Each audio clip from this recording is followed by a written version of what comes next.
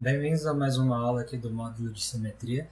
Então, na aula passada, vocês viram o que são elementos de simetria e operações de simetria e alguns exemplos de operações de simetria em algumas moléculas.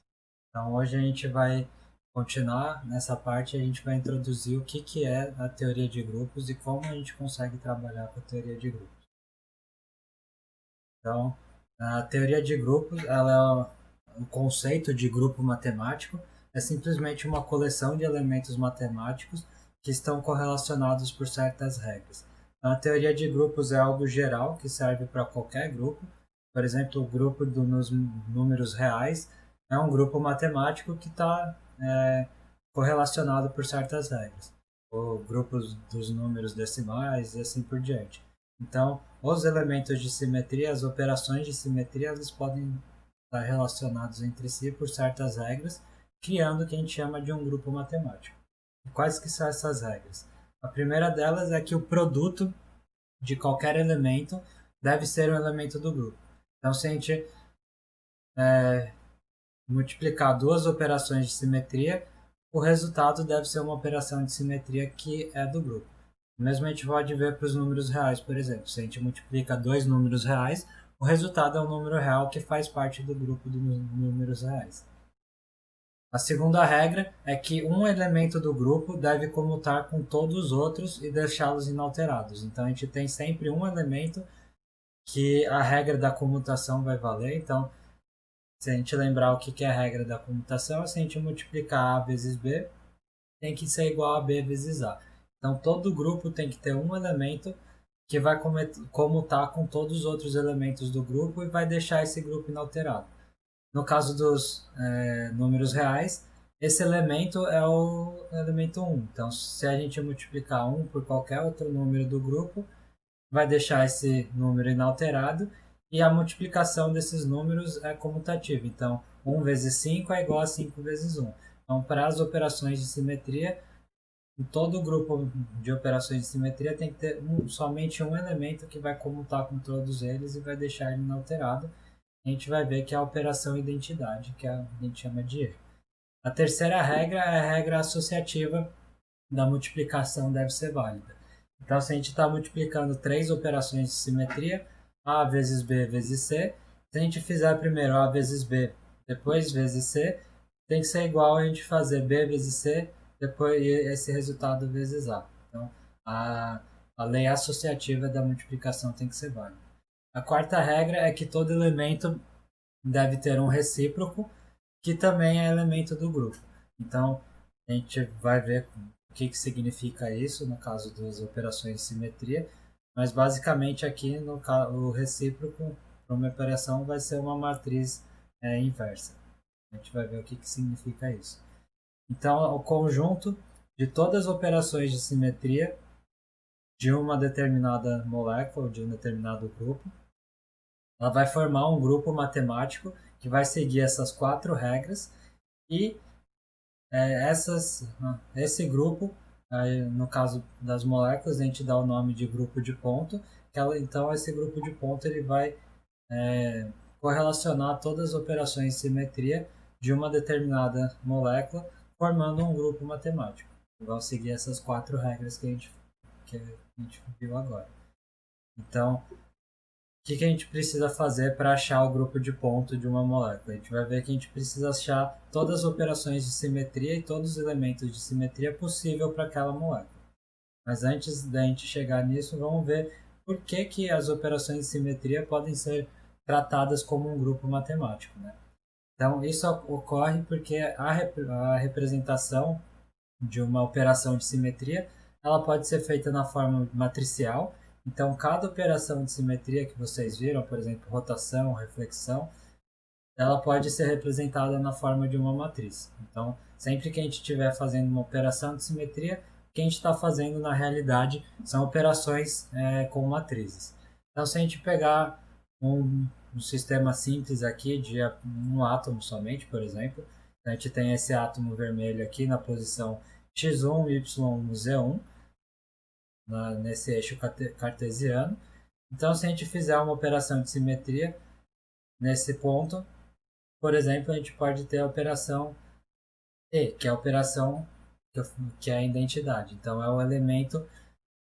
A identidade é o elemento que não altera as coordenadas desse átomo. Então, se a gente pega a coordenada dos átomos e descreve como uma matriz coluna, então essa matriz coluna x1, y1, z1, é a matriz que representa a coordenada de cada átomo na molécula. Aqui, para simplificar, eu estou usando só um átomo. Então, se a gente multiplicar essa matriz das coordenadas iniciais vezes a matriz E, que é a operação identidade, que nesse caso deixa as coordenadas inalteradas, o nosso resultado final, então, tem que ser exatamente a matriz de coordenadas cartesianas iniciais. Então, x1, y1 e z1. Então, essa matriz E que manteve as coordenadas desse átomo inalteradas é o que a gente chama de identidade. Ela pode ser descrita, então, por uma matriz identidade, que é uma matriz diagonal, onde a gente só tem entradas 1 na diagonal principal e todas as outras entradas da matriz são elementos zeros aqui.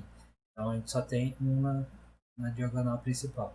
Então, se a gente multiplica essa matriz coluna aqui com as coordenadas iniciais do átomo, vezes essa matriz diagonal E, o que a gente tem como resultado é exatamente a mesma matriz de coordenadas cartesianas iniciais.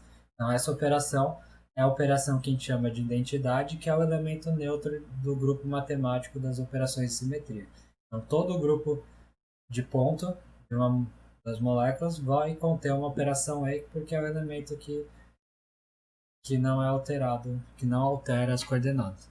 Então, agora, se a gente faz, por exemplo, uma operação de reflexão num plano sigma que está contido no eixo XZ aqui. Então, seria esse plano em vermelho. Então, o que esse plano vai fazer? Ele vai fazer com que as coordenadas y desse átomo aqui sejam invertidas. Então, as coordenadas x e z vão se manter a mesma, porque esse plano contém o eixo x e z, só que a coordenada y vai ser invertida. Então, se a gente tinha y1 inicialmente, a gente vai ter menos y1 no final. Enquanto as coordenadas x1 e z1 elas vão se manter inalteradas. Então, numa operação de reflexão, por exemplo, nesse plano sigma xz, só a coordenada y é inalterada. Então, a gente tem que achar a matriz que vai representar essa operação. Então, se a gente passou dessa matriz coluna inicialmente aqui com x1, y1 e z1 e chegou, depois da operação de simetria, nessa matriz x1 menos y1 e z1, então a gente vê que a matriz que representa a operação de simetria de reflexão nesse plano xz vai ser essa matriz diagonal, onde a gente só tem elementos na diagonal principal da matriz. Na posição 1, 1 aqui, na primeira linha, primeira coluna, a gente tem a entrada 1. Então, quando a gente multiplicar isso daqui pela matriz coluna das coordenadas cartesianas dos átomos, a primeira linha vai ser igual a x1, que os outros elementos são zero. Na segunda linha, então, a gente vai ter que ter menos 1. Então, quando a gente multiplica essa matriz das coordenadas iniciais pela matriz que representa a operação de reflexão, a segunda linha, na posição, na primeira coluna, segunda linha, a gente vai zerar o x1. Na segunda coluna, segunda linha, a gente vai transformar y1 em menos y1. E na terceira coluna da segunda linha, aqui a gente vai zerar o z1. Então, a gente tem como resultado para a segunda linha da multiplicação, vai ser menos y1. E para a última linha, para as coordenadas z, então a gente tem 0 nos dois primeiros elementos e 1 no último elemento aqui, da terceira linha, terceira coluna. Então, nesse caso, quando a gente fizer a multiplicação, vai zerar a contribuição de x1 e y1 e a gente vai ter o resultado igual a z1. Então, essa matriz de reflexão, ela fez com que as coordenadas do átomo passassem de x1, y1, z1 para x1 menos y1 e z1. Então, todas as operações de simetria, a gente vai ter uma matriz associada que vai representar essa operação de simetria.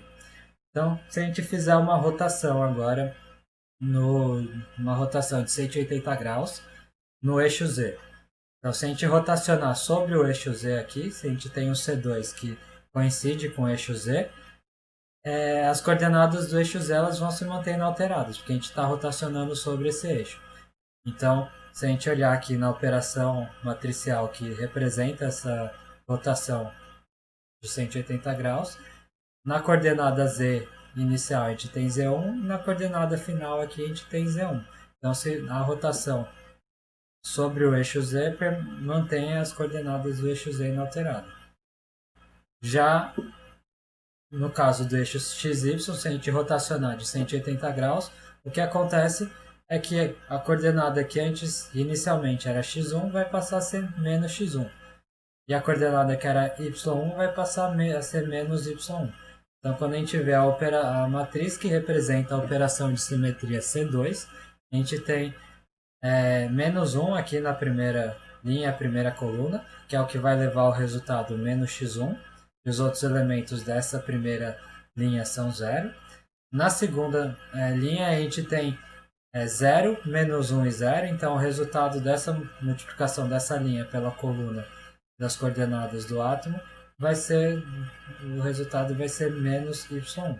E na última linha, como eu falei, a gente tem 0 na primeira coluna, 0 na segunda coluna e 1 na última coluna, que vai dar o resultado Z1 para a multiplicação. Então, toda operação de simetria ela pode ser descrita como uma matriz, e quando a gente faz então a operação de simetria, o que a gente está fazendo é multiplicar as matrizes. A gente pega a matriz que representa as coordenadas cartesianas de cada átomo da sua molécula e multiplica pela matriz que representa a operação de simetria. E lembra que quando a gente faz operação de simetria, a gente multiplica da direita para a esquerda. Então a gente faz aqui a matriz que representa as coordenadas cartesianas na direita, vezes a matriz que representa a operação de simetria na esquerda, e a gente multiplica da direita para a esquerda.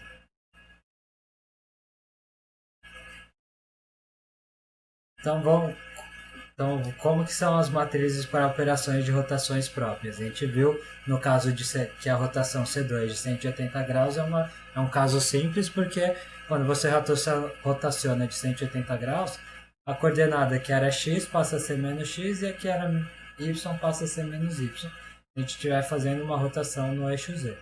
Já se a gente estiver fazendo uma rotação de qualquer outro ângulo θ aqui, esse ângulo de rotação, então a gente tem que usar a trigonometria para ver qual que vai ser a matriz correspondente que vai fazer com que a gente saia da posição x1, y1 e chegue na posição x2, y2, isso aqui fazendo uma rotação no eixo Z. Então, a gente pode ver que as coordenadas iniciais aqui do x1, y1, a gente pode descrever em coordenadas angulares. Então, o x vai ser r cosseno de φ, que é o ângulo entre esse vetor que representa aqui x1, y1 e a coordenada x aqui, os eixos. E o y vai ser o r seno de φ. Então a gente quer sair dessas coordenadas iniciais e chegar nessas coordenadas finais, onde a gente fez uma rotação de θ aqui. Então, quando a gente tem o nosso x final aqui, então seria r cosseno de φ mais θ. E quando a gente expande esse cosseno de φ mais θ, a gente chega nessa equação aqui, que então é r cosseno de φ, cosseno de θ, menos r seno de φ, seno de θ. E o nosso y, que era r seno de φ, a gente quer chegar no seno de φ mais θ. Então, quando a gente expande esse seno de φ mais θ, a gente fica com r cosseno de φ vezes seno de φ mais r seno de φ cosseno de θ. Então, essa é a nossa matriz final das coordenadas finais. Então, a gente teria que achar qual que é a matriz da operação de simetria, que vai fazer com que a gente transforme essas coordenadas iniciais aqui em preto nessas coordenadas finais em vermelho depois de uma rotação de um ângulo θ. Então, a gente tem que achar essa matriz em vermelho aqui com essas entradas A, B, C e D. Então, se a gente chamar matriz inicial de x1, y1. A gente vai ter a nossa matriz das coordenadas finais de x2 e y2. Então, nossa matriz inicial, nossa matriz que representa a rotação, seria essa matriz aqui. A gente não precisa se preocupar como que a gente chega nessas matrizes. Eu só estou querendo passar isso daqui para vocês entenderem por que a gente pode agrupar as operações de simetria num grupo matemático e quais que vão ser as consequências disso, que é o que a gente vai trabalhar para entender espectro vibracional, transições eletrônicas mais para frente. Então, essa matriz inicial aqui vai ser cosseno de θ menos seno de θ, seno de θ, cosseno de θ. Quando a gente fizer essa multiplicação, a gente vai chegar nas coordenadas finais dado por essa matriz em azul aqui. Então, se as operações de simetria elas são representadas por matrizes, se a gente fizer duas operações consecutivas, o que a gente está fazendo é operações de matrizes. Então, a gente pode agrupar essas operações de simetria em um grupo matemático, justamente porque a gente consegue descrever essas operações como produtos de matrizes. Então, trabalhando com esses produtos de matrizes, a gente consegue provar aquelas 4 regrinhas que eu mostrei para vocês no primeiro slide. Então, por exemplo, se a gente, considerando aquele único átomo no eixo x, y, z, com as coordenadas x1, y e z1, então se a gente faz uma primeira operação de reflexão no eixo x, z, a gente já viu que essa matriz no eixo xz, ela vai ser dada por essa operação no eixo de reflexão no eixo xz, ela vai ser dada por essa matriz, onde só a coordenada nas coordenadas y vão ser multiplicadas por menos 1. Então, pela lógica, se a gente faz então uma operação de reflexão no eixo yz, a gente vai ter essa matriz aqui em segundo, onde agora as coordenadas no eixo x que vão ser multiplicadas por menos 1. Então, se a gente faz o produto dessas duas matrizes, o que a gente tem como resultado é essa matriz final aqui, que ela vai ser o análogo à matriz C2, que a gente viu que seria manter a coordenada z. Então, a gente tem a entrada 1 aqui na posição de z, que é a última linha, a última coluna. E para as outras posições, então, na diagonal, a gente tem a entrada menos 1 e menos 1, que é o que vai fazer inverter as coordenadas x, y durante a rotação de 180. Então, para esse caso aqui, se a gente multiplicar a matriz de reflexão, que representa a reflexão no plano xz, pela matriz que representa a reflexão no plano yz, o nosso resultado vai ser uma matriz que representa a rotação no eixo C2, que coincide com o eixo z. Então, lembra que uma das regras era que a multiplicação entre dois elementos do grupo tem que ser um elemento do grupo. Então, se a gente multiplica duas operações de simetria, o resultado tem que ser uma terceira operação de simetria que vai fazer parte do grupo.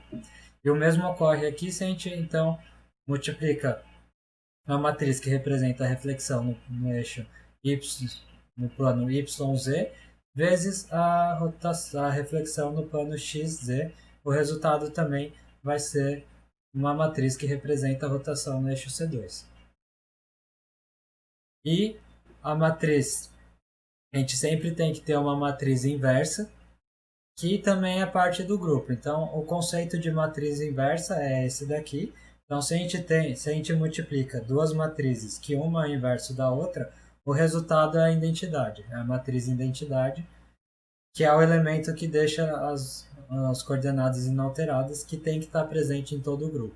Então, se a gente tem uma matriz de uma operação C2, por exemplo, se a gente fizer a matriz inversa dessa operação, lembra, a matriz inversa é a gente trocar as linhas viram colunas e as colunas viram linhas. Então, se a gente multiplicar uma matriz por a sua inversa, o resultado vai ser a matriz identidade. Como a identidade faz parte do grupo, isso quer dizer que a matriz inversa dessa operação vai também ter que fazer parte do grupo. Então, aqui para a gente entender que é o produto das matrizes, então, quando a gente faz duas operações consecutivas? Então, se a gente faz uma operação, nesse caso, nesse exemplo dessa molécula aqui, onde a gente tem um carbono central ligados a dois flúoros e dois hidrogênios aqui no mesmo plano. Então, se a gente faz uma operação C2, inicialmente, no eixo que passa aqui entre a ligação carbono-flúor e entre a ligação hidrogênio, carbono, hidrogênio, que a gente vai fazer a rotacionar de 180 graus, então o flúor A passa para a posição do flúor B e o hidrogênio B passa para a posição do hidrogênio A. Então a gente fez essa rotação de 180 graus. Agora, se a gente fizer uma operação sigma V no plano que contém os dois hidrogênios e o carbono e corta essa ligação flúor, esse ângulo de ligação flúor-carbono, flúor no meio, o que a gente faz agora é fazer a reflexão entre o flúor A e o flúor B. Então, a gente vai trocar de novo a posição do flúor A com o flúor B, então o resultado final é esse daqui. Que é o mesmo resultado que se a gente fizesse a operação sigma V' aqui, que seria o plano que contém os dois flúoros e o carbono e corta a ligação hidrogênio-carbono, hidrogênio aqui no meio, invertendo os dois hidrogênios. Então, se a gente fizer direto essa operação sigma V aqui, a gente chega nessa posição final. Então, a gente pode ver que se a gente faz a C2, depois faz a operação sigma V, o resultado a gente tem o mesmo resultado que se a gente fizesse a operação sigma V' direto. Então isso é uma consequência das operações de simetria formarem um grupo matemático. Então se a gente faz duas operações consecutivas, a gente está multiplicando as matrizes que representam essas operações, então o resultado dessa multiplicação tem que ser uma operação que também é do grupo, faz parte do grupo matemático, que nesse caso é esse outro plano de reflexão sigma V. Então, aqui se a gente descrever isso em uma equação matricial, então a gente tem que o resultado do sigma V do C2 vezes o sigma V, lembra que nas matrizes a gente sempre vê da direita para a esquerda. Então, primeiro aqui a gente está fazendo o C2, depois o sigma V.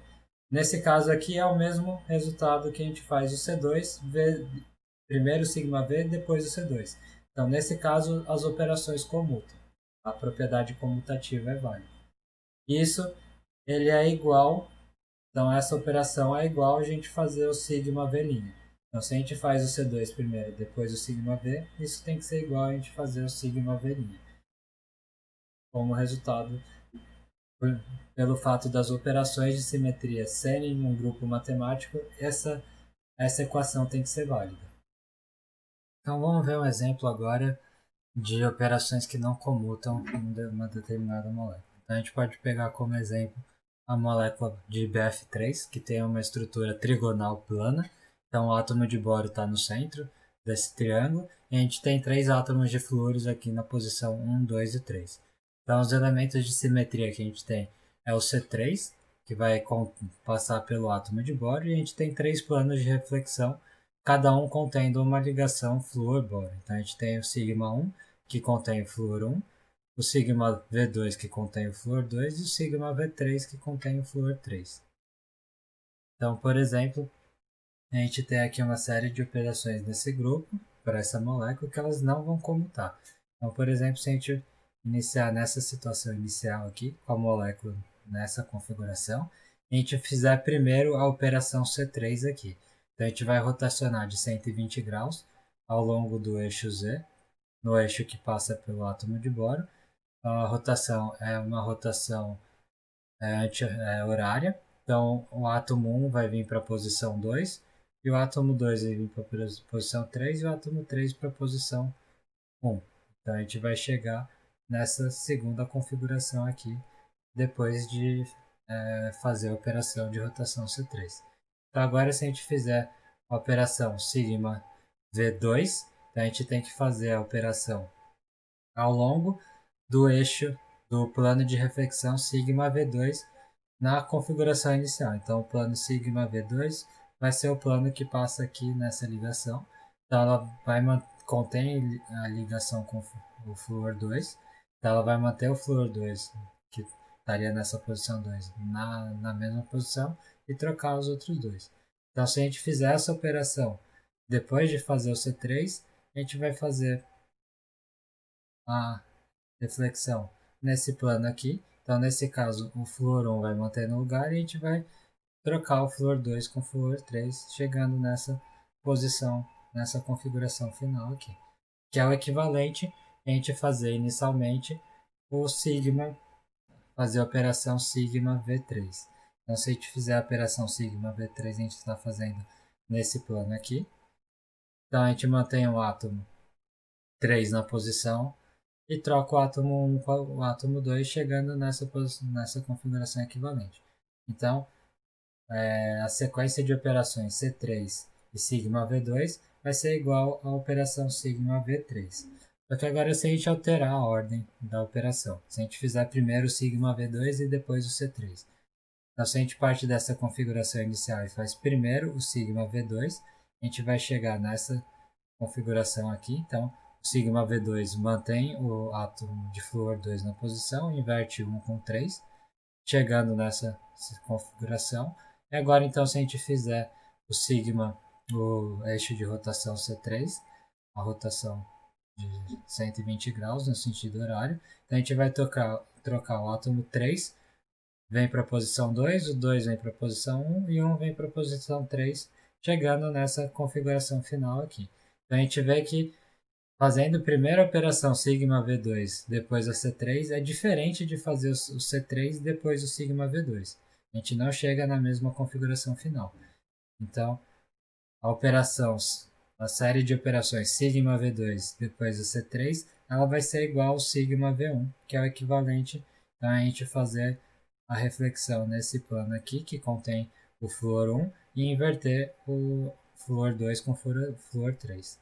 Então, esse é equivalente. A gente vê que fazer a operação sigma V2 primeiro, depois o C3, é diferente de fazer o C3 primeiro e depois o sigma V2. Então, nesse caso, as operações para essa molécula elas não comutam. Mas ainda assim, as operações vão formar um grupo matemático que vai determinar o grupo de ponto dessa molécula. Então, a gente viu o que é um grupo matemático, como que as operações podem formar um grupo matemático, e na próxima aula a gente vai ver então mais alguns exemplos dessa questão do grupo matemático e como que a gente pode racionalizar isso, como que a gente pode definir o grupo de ponto para cada molécula.